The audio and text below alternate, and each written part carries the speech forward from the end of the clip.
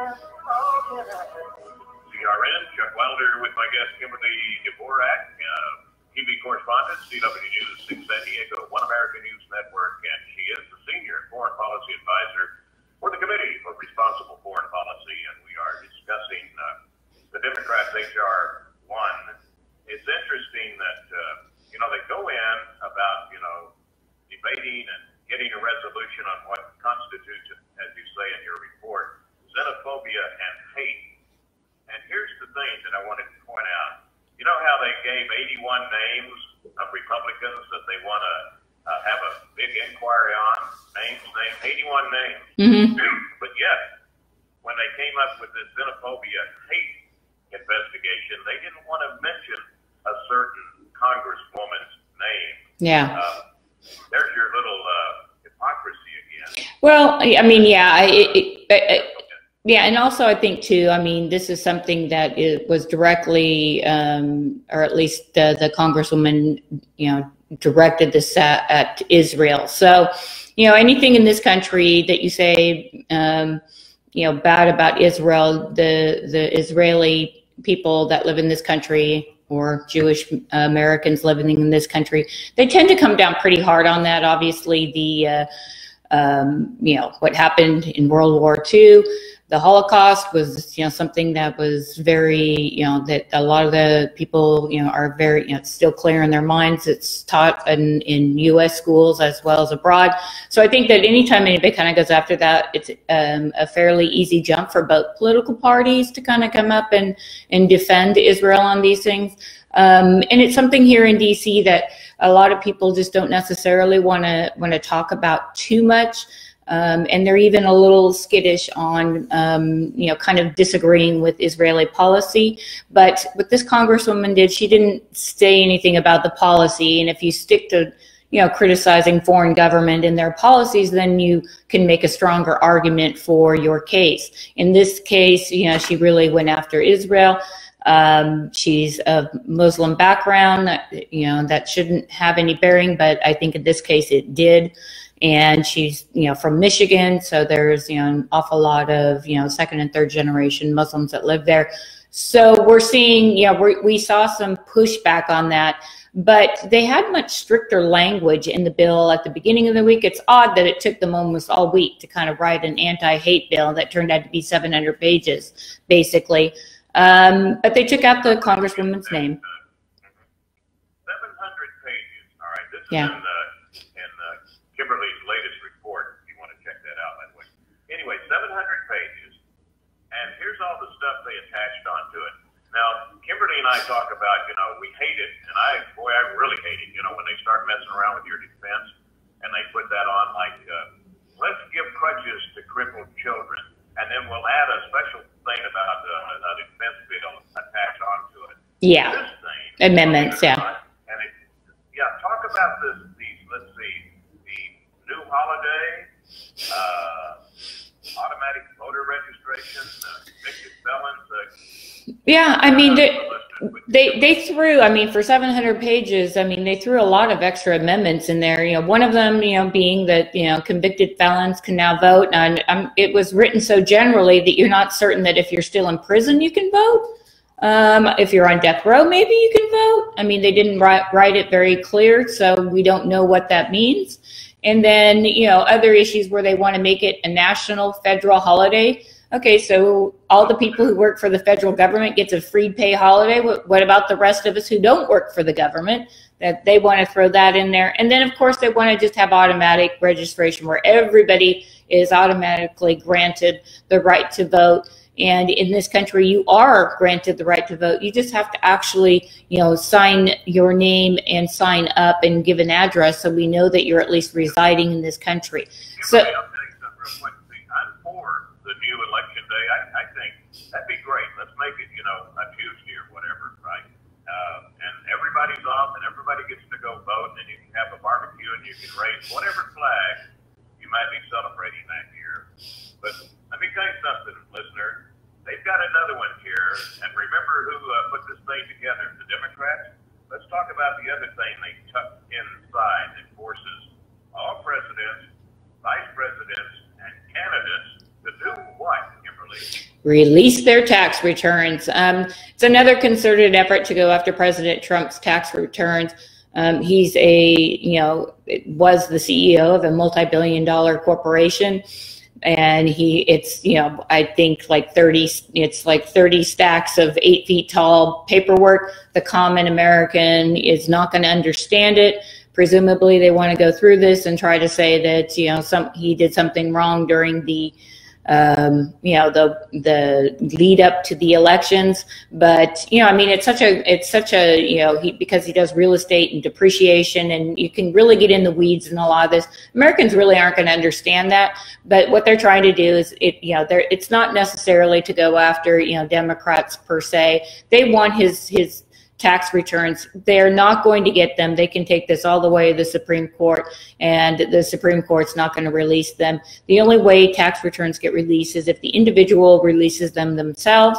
And for someone like President Trump, who has multiple businesses, multiple corporations, it's not going to be easy to read and understand. It's not like when President Obama became president, he was worth $379,000, and that was mostly the equity in his home in Chicago. Now he's worth $400 million. Are we going out, shall we say that maybe we should go after presidents who are done being president to find out how they're getting so rich after they leave office? So, I mean, I just think that this is, again, just a check the box type thing for voters that voted for them, that for whatever reason want to see President Trump's taxes. And the ones that we've seen in the past, he's paid 25% of all of his income into taxes, which is higher than any other president in modern history filing. So, he's paying taxes. He's not walking back. He's not getting a rebate. He's not doing what, Warren Buffett and some of these other billionaires are walking away with a lot of, interest-free, money from their companies because they open up trusts and they know how to rig the system. So. And it's like he doesn't take a salary. No. It's funny, I'm kind of on 50-50 how Trump he doesn't defend himself on a lot of things that I wish he would. Yeah. And I guess I've got to give him credit, It's the same thing when they call him a racist. He doesn't bring up all the obvious evidence that he isn't. Okay? Yeah. I mean, more than any other president. But the other thing is, here they are, and I see this on Facebook a lot, here they are investigating the billionaire, who already had the money and didn't need it. And why don't we investigate all these Congress critters, that go in halfway poor, and now they're millionaires or billionaires, Yeah. Well, and also let's keep in mind that Trump has lost about half of his wealth while being president for 2 years. So, I mean, it shows that he's doing this not necessarily for the money. Now, granted, when he leaves office, whether that's in 2 years or another 6 years, he will regain that money, no doubt. But it's important to know that, right now, because of all of the anti-Trump media out there, his wealth has taken a huge hit. So, that's, just something that, the mainstream media doesn't, really talk about all that often. But I think it's something that's worthwhile to have a discussion about if they want to bring that up on air 24 hours a day, which they seem to do. And it's interesting, you can't accuse him of going to get a good book deal, like what's his name, Cohen, right? Yeah. Just saying, well, you're doing this because you're going to get a good book deal. Well, Hollywood's getting rich off of Donald Trump. Just think of Hollywood. They've made how many movies on Donald Trump already? Hollywood's getting rich on Donald Trump. Let me ask you something, because you probably know. Didn't they have a thing before where they were going to pass, or they had already passed the thing? And I think almost every president says, we're not going to pass any bills until everybody has 90 days to look at it, or something like that. I think 90 days sounds like a long time. But yeah. Was that? I think it was three full days. But yeah, no.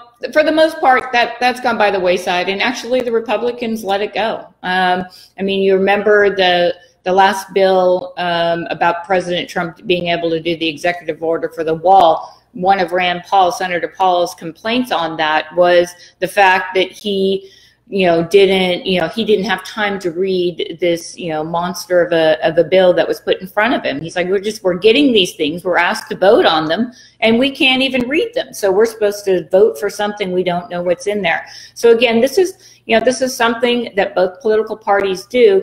And, we need more Rand Pauls who are a little more independent and in the middle here to start pointing out that, look, what's good for the goose is usually good for the gander. And, both parties have been guilty of these tactics in the past, several decades.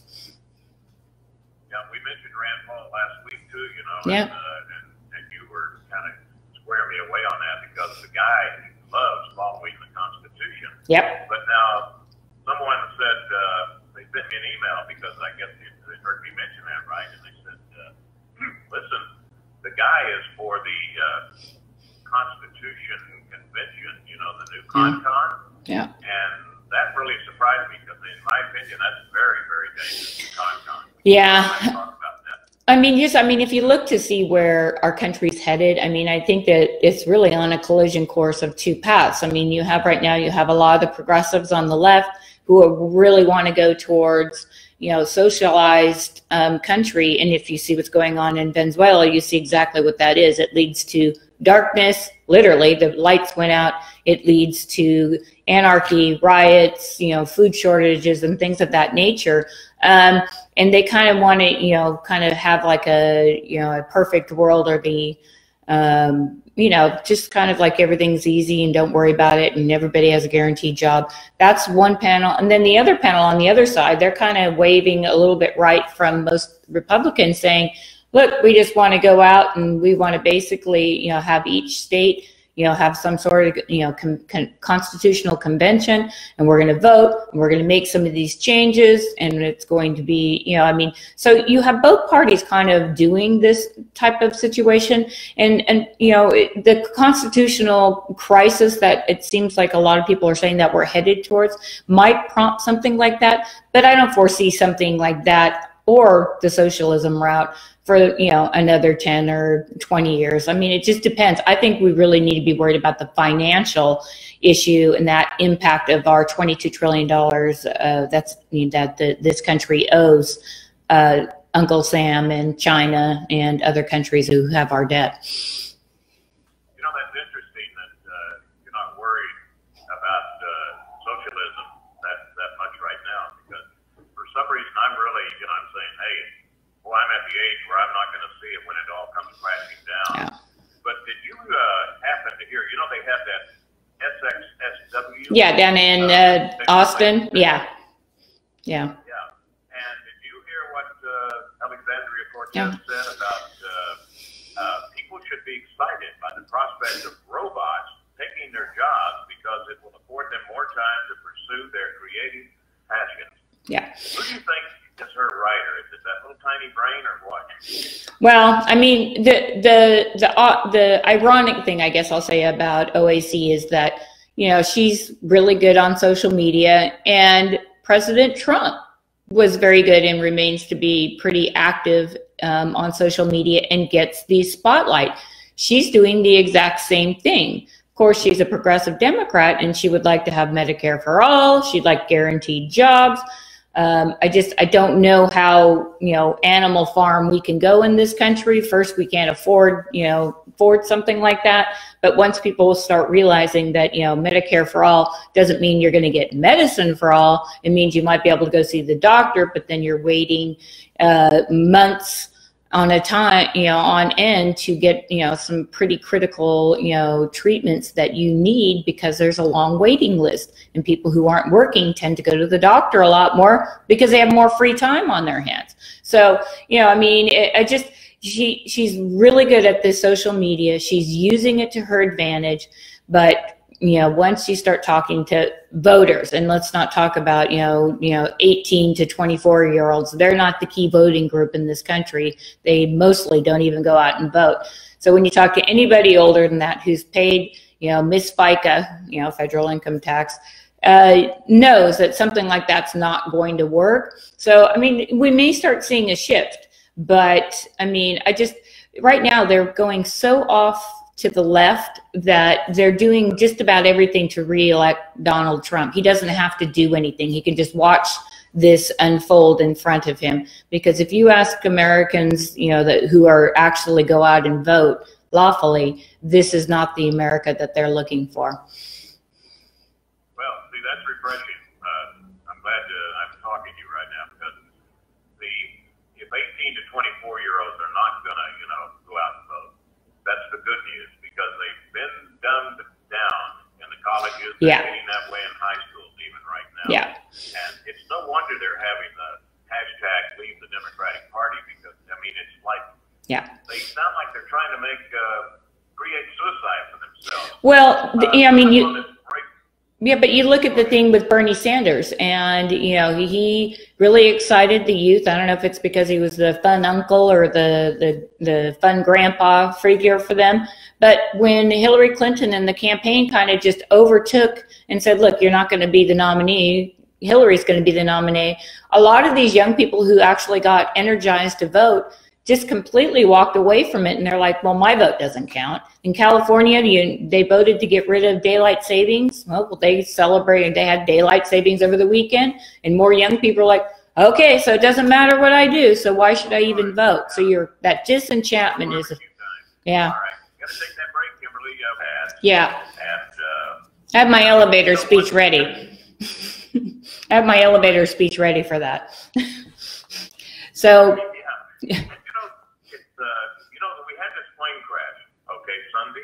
Yeah. And I immediately thought about, you know, the subject that you'd written about in the KD report. Mm-hmm. You know, and basically, you know, these MANPADS are not, you know, like if you're a man and you're sweating under your arms, you know. No, it's you know, like these stingers you see going up in the air and yeah. bringing down aircraft and all yeah. this other stuff that's been around for a long time, and the Vietnam War. Yeah. And I thought about that when the plane, because you're always thinking, you know, a terrorist shot down the plane or something like that. And it's a possibility. It's a possibility here, but I don't think right now we should, you know, kind of conflate those two issues right at this point. I think that, you know, I've got a big report coming out about this tomorrow. I think that, you know, the MANPADS, they're portable. They weigh about 50 pounds. The U.S. hasn't really come up with any countermeasures, so it's a real clear and present danger for commercial airliners. And the big thing to kind of think about right now with these MANPADS or stingers, that they bring down in Syria, the Syrians brought down that Russian jet. So it's not just the commercial airliners, but it did bring down a jet. So the detection of these are very difficult.